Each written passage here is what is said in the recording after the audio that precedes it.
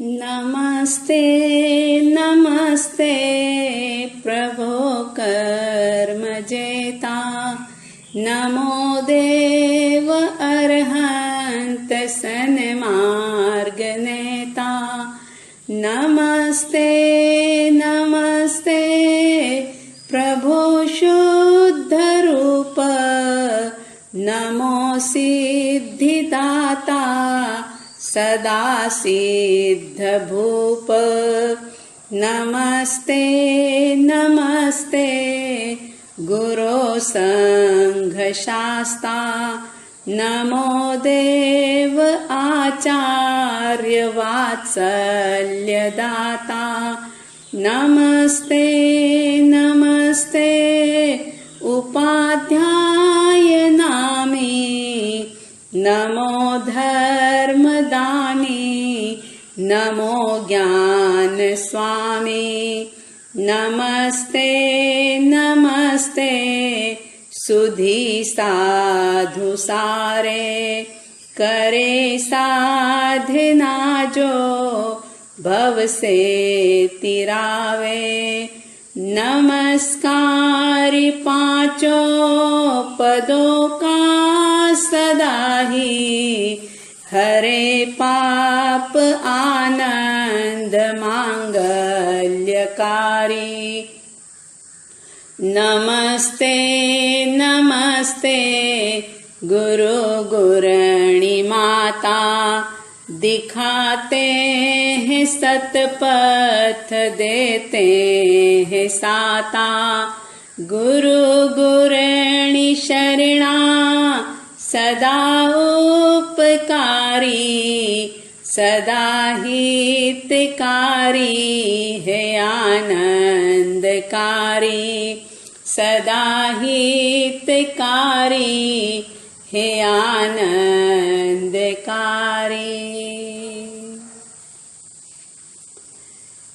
आचार्य मानतुंग सूरी जी महाराज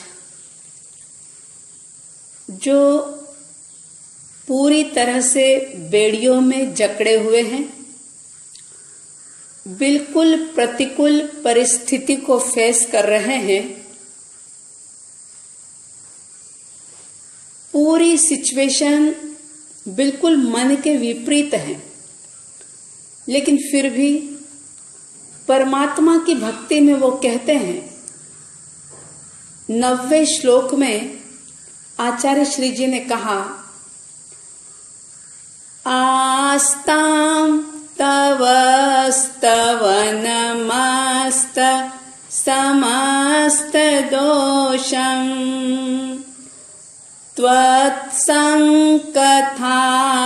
जगतां दुरितानि हन्ति। दूरे सहस्रकिरणः कुरुते प्रभेव, पद्माकरेषु जलजानि विकास भांजी। सहस्त्र किरणः, जैसे हजारों किरणों वाला सूर्य दूरे यानी दूर ही रहे, लेकिन प्रभा एव, उसकी प्रभा ही, उसकी किरण ही पद्माकरेषु, तालाबों में, जल जानी यानी कमलों को, पद्माकर कहते हैं तालाब को, पद्मों को करने वाला यानी तालाब, और जल जानी जलज यानी पानी के अंदर पैदा होने वाले कमल। तो आचार्य श्री जी कह रहे हैं कि पद्माकरेषु यानी तालाबों में, जल जानी यानी कमलों को, विकास भांजी यानी प्रकाशमान, कुरुते कर देती है। सूर्य तो दूर ही रहता है, लेकिन उसकी प्रभा, उसकी किरण ही तालाबों में कमलों को प्रकाशमान कर देती है।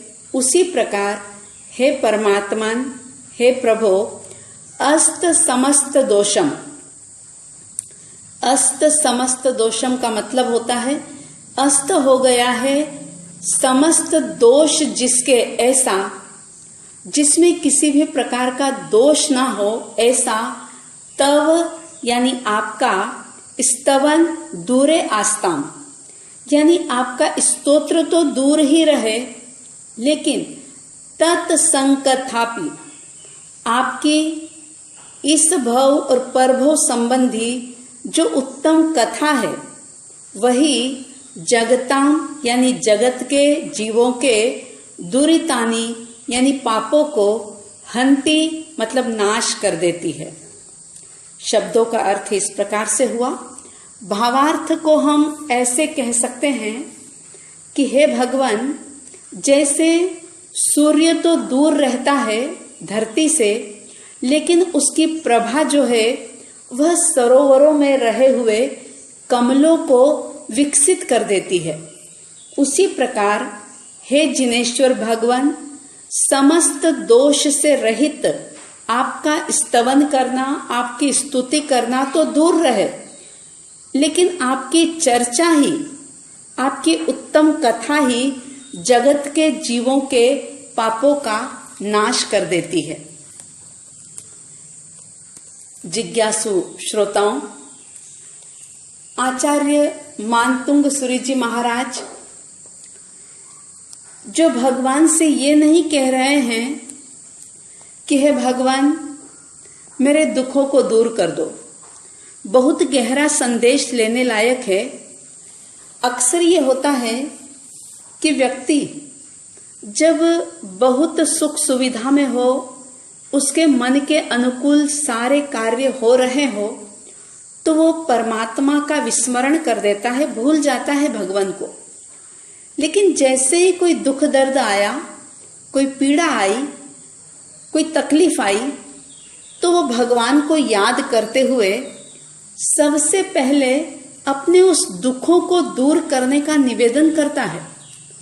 और इतना ही नहीं, अगर प्रार्थना करने के बाद, भगवान से कुछ याचना करने के बाद अगर उस व्यक्ति के दुख दूर नहीं होते हैं, तो कई बार ऐसा भी होता है कि व्यक्ति की श्रद्धा डामाडोल हो जाती है और वह स्मरण, चिंतन, भक्ति, स्वाध्याय सब कुछ छोड़ देता है, क्योंकि वो ये जानता है, ये समझ लेता है कि मैंने तो भगवान को ये कहा, वो कहा, ये मांगा, वो मांगा, लेकिन मुझे तो कुछ प्राप्त नहीं हुआ। तो इस तरह से वो अपनी श्रद्धा जो है वो बदलता ही रहता है। लेकिन आचार्य श्री जी कह रहे हैं कि हे भगवान, जैसे सूर्य दूर रह करके भी मात्र उसकी किरण ही सरोवरों में कमलों को खिला देती है, विकसित कर देती है, इसी प्रकार से आपका स्तवन तो दूर रहे, लेकिन आपकी कथा मात्र संसारी जीवों के पापों का, दुरितों का नाश करने वाली है। बात होती है, एक होता है द्रव्य, दूसरा होता है भाव, और तीसरी बात होती है प्रभाव। या यूं कह दूं कि तीन शब्द, एक है द्रव्य, एक है भाव और एक है प्रभाव। द्रव्य से बड़ा भाव होता है और भाव से भी बड़ा प्रभाव होता है। इस बात को हम ऐसे समझ सकते हैं कि संगम नाम का ग्वाला, जिसके बारे में आपने सुना होगा, कि उस ग्वाले के पास तपस्वी मुनिराज को देने के लिए कुछ नहीं था, सिर्फ उसके लिए जो एक कटोरी खीर बनी थी वो खीर लेकर के बैठा था। खीर थी द्रव्य, और उस बच्चे के भीतर के जो भाव थे, जैसे ही उसने तपस्वी मुनिराज को आते हुए देखा, वो भूल गया कि मैंने कितने चाव से और कितने मुश्किल से इस खीर को पाया है, मगर बड़े भावों के साथ उसने वो पूरी की पूरी खीर मुनिराज के पात्र में डाल दी। उसके उत्कृष्ट भाव ऐसे थे कि जिसका प्रभाव ऐसा हुआ कि वो शालिभद्र बना, धर्म उनके लिए सुलभ हुआ और शालिभद्र बनकर के उन्होंने भौतिक वैभव के बीच में रह करके भी आध्यात्मिक वैभव को प्राप्त करने की एक योग्यता हासिल कर ली। तो द्रव्य का इतना महत्व नहीं होता। दूसरी तरफ अगर हम देखें तो चंदनबाला, जिनके पास द्रव्य के रूप में उड़द के बाकुले थे, भाव भक्ति उनके भीतर में थी और प्रभाव था परमात्मा का। मतलब ये कि द्रव्य से बड़ा भाव होता है और भाव से बड़ा प्रभाव होता है। प्रभाव का मूल्य भावों की अपेक्षा भी बहुत बड़ा होता है। और इसी बात को आचार्य मानतुंग सूरी जी महाराज इस श्लोक के अंदर बता रहे हैं कि जैसे दूर दूर आकाश में रहा हुआ सूर्य अपनी किरणों को फैलाता है और कुछ किरणें जो कि सरोवर में बंद कमलों को खोल देती है, ये ऐसा ही है परमात्मा का अद्भुत प्रभाव। परमात्मा के इस प्रभाव को आचार्य मानतुंग सूरी जी महाराज महसूस कर रहे हैं, क्योंकि जब भक्त के हृदय में भक्ति की तरंगे होती है, भक्ति की वाइब्रेशन होती है, तो वह उसके भीतर में एक रूपांतरण महसूस करता है। और वो एक ऐसा रूपांतरण होता है कि उसका जो आत्म कमल है, क्योंकि अगर हम ये कहें कि संसार जो है ये एक सरोवर की तरह है और इस सरोवर के अंदर आपके हमारी सबकी जीवात्मा जो कि कमल के समान है और अनादि काल से अज्ञान अंधकार के कारण से हमारा ये आत्म कमल बंद है, यानी कि जो हमारे भीतर का निज ज्ञान है वो प्रकट नहीं हो पाया है। तो सवाल पैदा होगा कि आखिर वो प्रकट होगा कैसे? कौन इस आत्म कमल को खोलेगा? कौन हमारे इस ज्ञान गुण को प्रकट करेगा? तो आचार्य श्री जी कह रहे हैं कि परमात्मा रूपी जो सूर्य है वही हमारे इस आत्म कमल को खोल सकता है। हालांकि परमात्मा हमसे कोसों दूर है। अगर हम वर्तमान में विचरण करने वाले अरिहंत परमात्मा की बात करें तो वे भी महाविद्य क्षेत्र में मौजूद है, जो कि अपने यहाँ से लाखों माइल की दूरी पर स्थित है। अगर हम सिद्ध परमात्मा की बात करें तो वह भी बहुत दूर सिद्ध शिला पर विराजमान है। तो फिर हमारा आत्म कमल कैसे खुलेगा? तो कह रहे हैं कि उदाहरण दे दिया कि सूर्य भले ही दूर हो, यानी कि परमात्मा रूपी सूर्य चाहे कितनी भी दूर हो, लेकिन जैसे दूर रहे हुए सूर्य की किरण ही कमल को खिला देती है, ऐसे ही परमात्मा चाहे कितनी भी दूर हो, चाहे सिद्ध शिला पर हो, चाहे महाविद्य क्षेत्र में हो, लेकिन उनकी कृपा किरण से ही हमारा आत्म कमल विकसित हो सकता है, खिल सकता है। लेकिन उसके लिए आवश्यक होगा कि हमारे भीतर में भक्ति की तरंगे जागे। अगर भीतर में भक्ति की उर्मियां नहीं है, भक्ति का स्पंदन नहीं है, तो फिर कृपा किरण हमें प्राप्त नहीं हो पाएगी।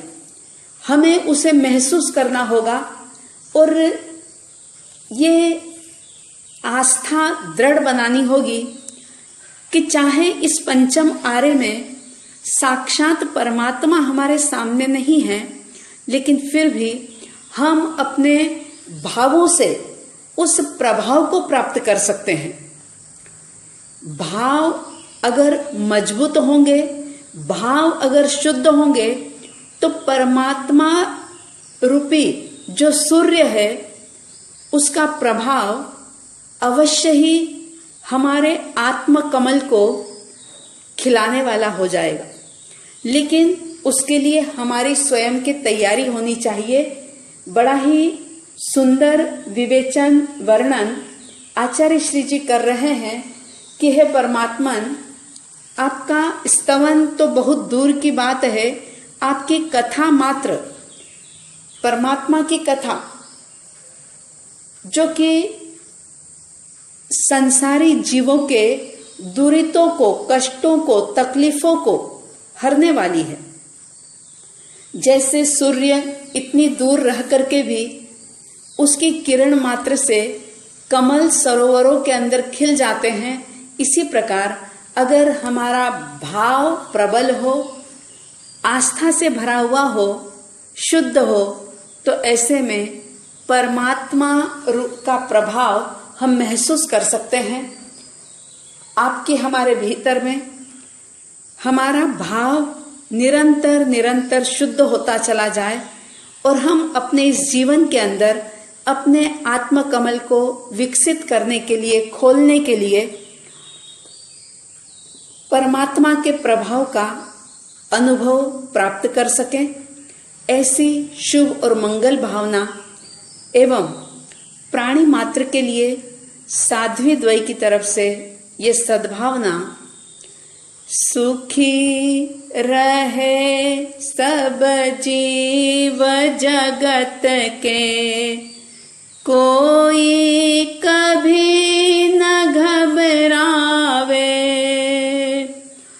वैर पाप अभिमान छोड़ जग नित्य नए मंगल गावे, घर घर चर्चा रहे धर्म की, दुष्कृत दुष्कर हो जावे, ज्ञान चरित उन्नत करे अपना, मनुज जन्म फल सब पावे, मनुज जन्म फल सब पावे। इन्हीं मंगल भावनाओं के साथ जय प्रभु आदिनाथ, जय गुरु आनंद।